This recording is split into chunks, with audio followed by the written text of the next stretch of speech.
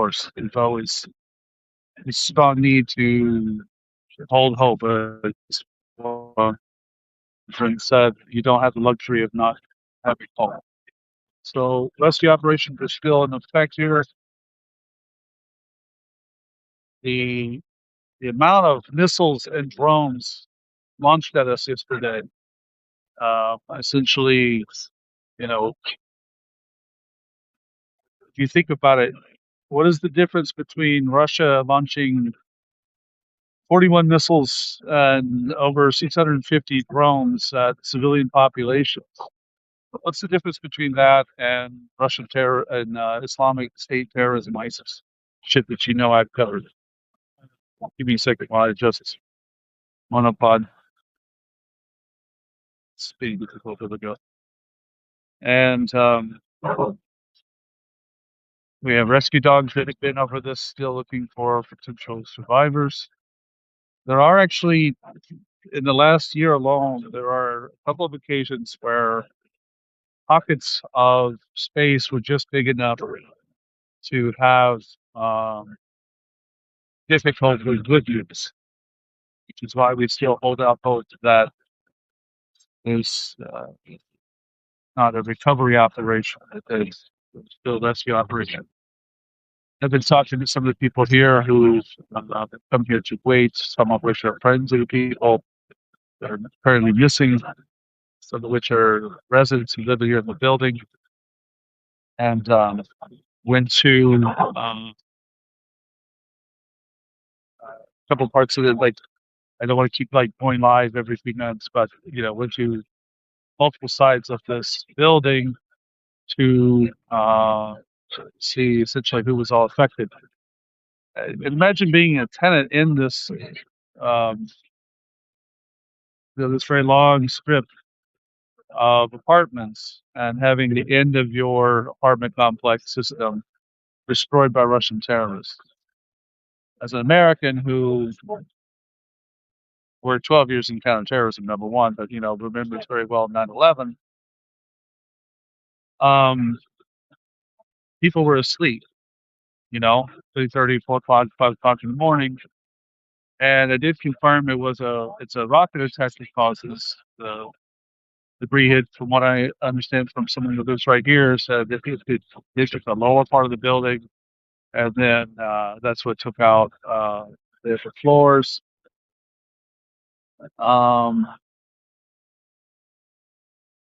was asked, how did I fare last night? I mean, God hates me. God's not going to let me go anywhere. I have to watch all this. I'm fine. That's a cheap question. Slept just a little bit to charge the camera batteries, mainly. Found out one of my main cameras I would have taken off right then and gone immediately, but the battery wasn't doing very well at trying to keep itself charged, so didn't rush out. I'm only actually one stop away from where I live. That's how close this attack was. And right now, again, neighbors are gathered here. I'm going to leave in just a little bit. I'm just kind of waiting.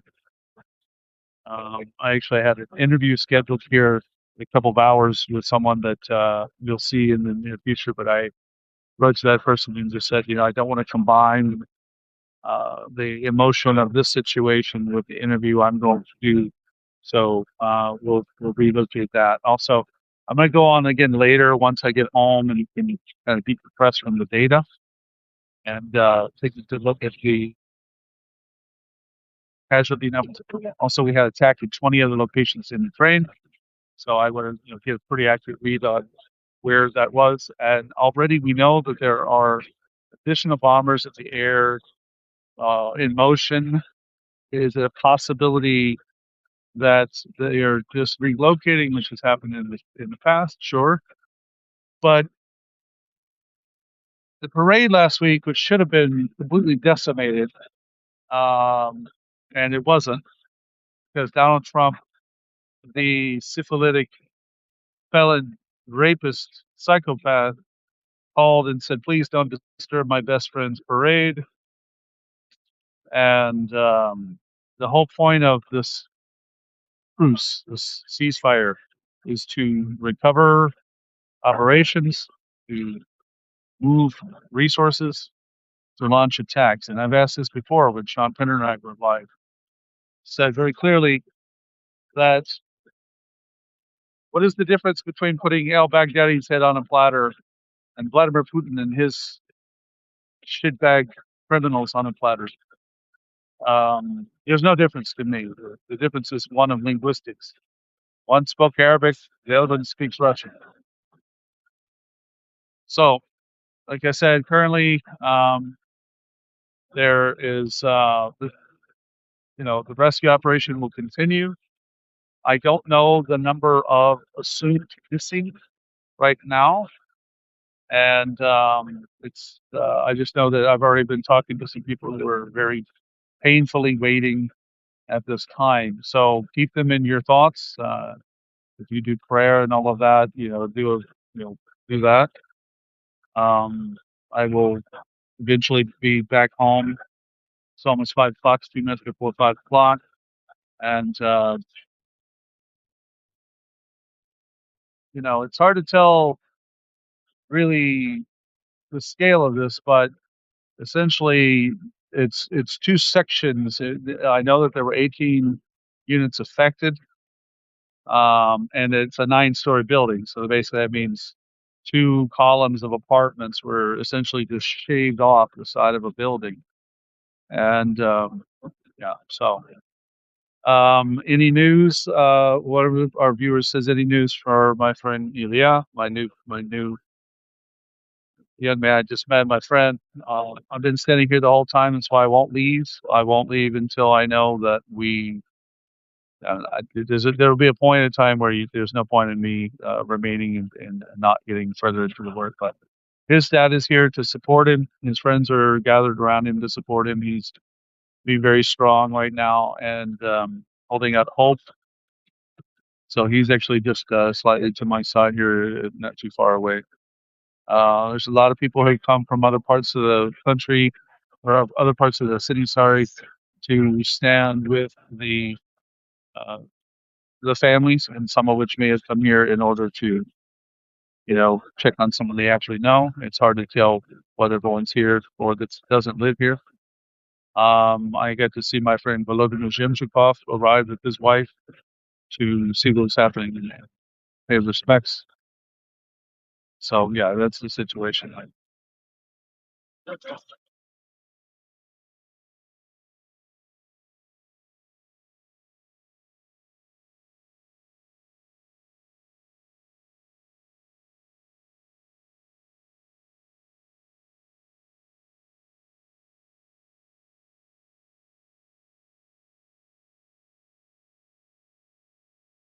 So, and then also with World Food Kitchen and others here, I wanted to say thank you to them. They actually came over and asked what the coverage was in general, and since I mentioned them earlier, I'm sure that the rescue operations are back on. They show up in order to provide not just some food and sustenance to the families, but check up on them. And there's psychologists always in hand for these they actually kind of wander through the crowd so that they can talk to the families and the friends who are suffering. The trauma is very clear for some folks. So 18 apartments completely obliterated because of Russian terrorists. And I'm gonna look at I think you can still see me on the camera, even though I'm gonna open up a messenger here. Hold on. Um, there were 952 drones launched last night, 29 Kha 101s, and 12 Iskanders launched, and nearly all of them were launched upon us here in Kyiv, although there were attacks in the rest part of the country. One of our friends just wrote to me and said CNN's covering the attack. Seen international press here from multiple locations. I just had Italian press walk right by and do their segments. some of which said they're always here, because I said, well, it's good to see that we have some international presence. We do feel a bit digitally and information abandoned, and so long as that's what we have to do, we have to do everything we can. So again, it's becoming um, quite apparent that we need people to start calling Congress today. Get on the phone, call Congress, call your representative and call your senator, and say that you watched this happen because Donald Trump's withholding weapons, because Donald Trump's beholden to the Russian Federation. I don't want to hear shit about Witkoff going to have a friendly conversation and how nice it was. I don't want to hear how nice Putin was on a phone call. We have to have results. This is 5 years. We're into the fifth year. And in the last year alone, I was at 15 events just like this. 15. Okay. How many more fucking times does this have to happen before the world takes action? So it's in their neighborhood. All these people who, for instance, like to insult Ukrainians. Imagine if this happened in their neighborhood. You know, imagine if Donald Trump Jr. had to wake up to this. Imagine if Steve Witkoff had to live inside this building, right? Those motherfuckers never even come to Kyiv. They never even come to Ukraine while they haggle away the future of Ukraine to the Russians. This is why you see my attitude problem, because I see these men going through that rubble with rescue dogs, with basically, uh, you know, perhaps rescue operation, perhaps recovery operation. It's not. Um, and yet the world still doesn't seem to understand that Russia is a terrorist state. Russia is a terrorist nation. This is terrorism every day. There's no strategic effort in launching this. There's no strategic aim in launching into missiles. That many missiles, I just told you. There's no strategic value of launching 41 missiles into city of Kyiv. You know, I mean, the entire war is illegal. Let's be very clear as a caveat. The entire fucking war is illegal. No justification for it whatsoever. But Russians that argue they're just doing special military operation, um, against whom? Against my mom, who's just a few blocks away. Is that what it is? I mean, essentially, this could have been my mom's house that I was just at with on Sunday. She's literally walking distance from here. I could just walk over there when I'm done. My apartment's just a little bit further over. I'm one metro away from here. And yet this continues.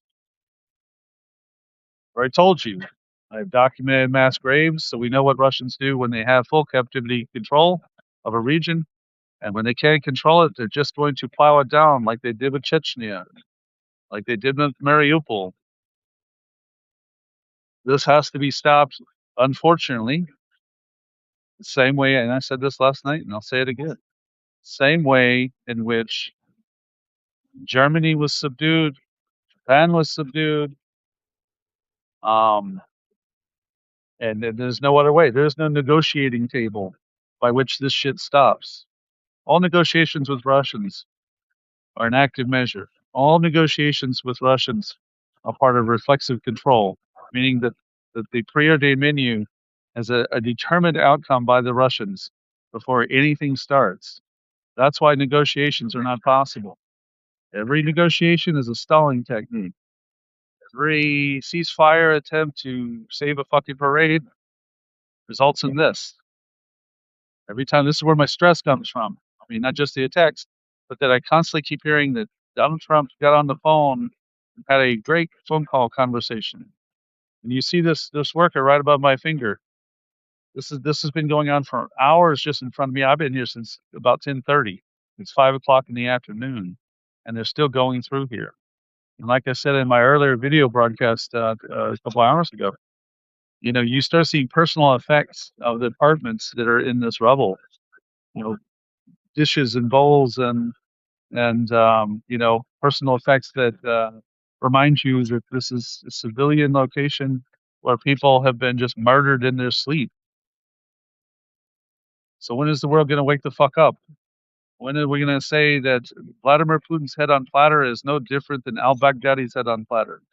Spent 12 years doing counterterrorism. I don't remember anyone wanting to play golf with al-Baghdadi, right?